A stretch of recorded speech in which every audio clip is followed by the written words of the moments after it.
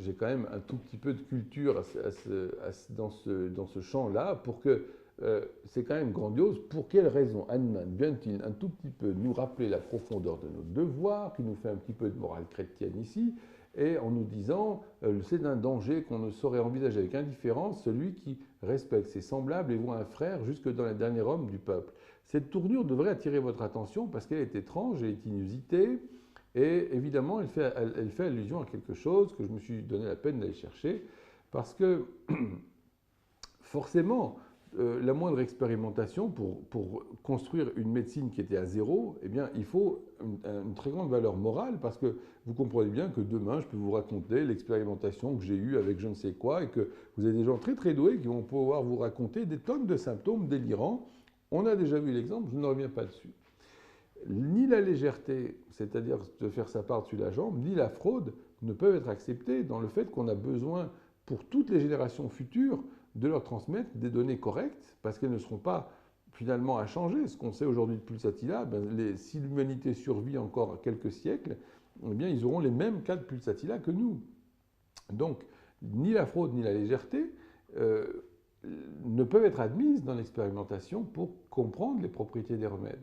Mais en réalité, c'est vrai que seule une morale stricte permet de se protéger de tout ça. Aujourd'hui, vous avez une société où la morale n'a plus place et c'est remplacé par des lois, des surlois, des contre-lois et des lois et des lois et des lois. Eh bien, forcément, ça ne peut pas aller plus loin. Et donc, en fait, ce qu'il a fait ici, Hahnemann, au-delà d'une simple question de moralisation, vous remarquerez que le 137, ça correspond à un truc très particulier, c'est le 1, le 3 et le 7. Eh bien, de façon assez curieuse, en fait, le 1 représente dans toutes les symboliques qui sont connues, la plupart en tout cas, ça représente le non connaissable, la divinité, c'est le 1. C'est l'unité, c'est quand on ne fait plus qu'un 1, c'est le symbole de la divinité de Dieu, qui n'est pas directement quelque chose que l'esprit humain peut conceptualiser. Et de façon très intéressante, ici, vous noterez que le 3 et le 7 sont respectivement les âges symboliques qu'ont les gens quand ils rentrent dans des loges. Quand ils sont apprentis, on leur dit qu'ils ont 3 ans. Quand ils deviennent maîtres, ils ont 7 ans. Et alors, la chose ici amusante, c'est que le fondateur se paye le luxe de dire d'être aidé par un expérimentateur objectif, modéré, etc., etc. En somme, il est en train ici de se payer le culot, de nous décrire le rôle du maître pour guider les apprentis pour expérimenter et nous-mêmes pour devenir plus grands. Je trouve que c'est quand même gonflé de sa part. On va voir la suite. Oui, surtout pas arriver au 33e. Voilà, alors après, c'est tout ce qu'on veut. Et il s'agit ici d'un véritable engagement de Hahnemann devant l'humanité. Et il faut bien comprendre qu'à cette époque, au 19e siècle, au milieu du 19e, au début du 19e, énormément de gens, je dirais, extraordinaires, étaient maçons. Je vous citerai Goethe, bien sûr, et partout dans l'œuvre de Goethe, vous avez tout ce que vous voudrez comme clin d'œil maçonnique. C'est pour ça que vous êtes obligé à un moment donné, pour comprendre, de vous intéresser aussi à ça. Et Mozart, alors Mozart, j'ose même plus vous dire, la vie de Mozart était complètement bouleversée par son entrée en maçonnerie, et tout ce qu'il a fait à partir de là est en connexion avec la maçonnerie. Vous avez sans arrêt des opéras entiers qui sont construits là-dessus.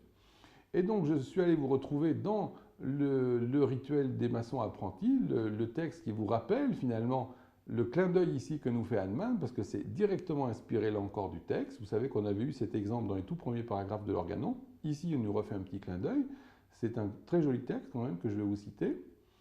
Créé à l'image de Dieu qui a daigné se communiquer aux hommes et répandre sur eux le bonheur, rapproche-toi de ce modèle infini par une volonté constante de verser sans cesse sur les autres hommes toute la masse de bonheur qui est en ton pouvoir. Et vous voyez que c'est bien quelque chose qui a été sans arrêt accompli par Hahnemann. Et cette maçonnerie d'Hahnemann devrait être explorée un jour par les historiens parce que c'est la seule façon de comprendre comment cet illustre inconnu sorti du fond de l'Allemagne a pu se pointer en plein centre de Paris, qui était à l'époque la capitale du monde, et avoir le droit d'exercer, de se poser là, etc. Il y a évidemment eu des connexions, c'est encore d'autres canaux, cette fois-ci pas énergétiques, mais probablement d'une fraternité maçonnique. Encore un petit bout d'exemple par la suite, ce qui est très beau aussi. Et on sait que Hahnemann a été initié au rite écossais rectifié. Ce n'est pas le RER de Paris, c'est le rite écossais rectifié. Tout être qui souffre ou gémit a des droits sacrés sur toi, garde-toi de les méconnaître.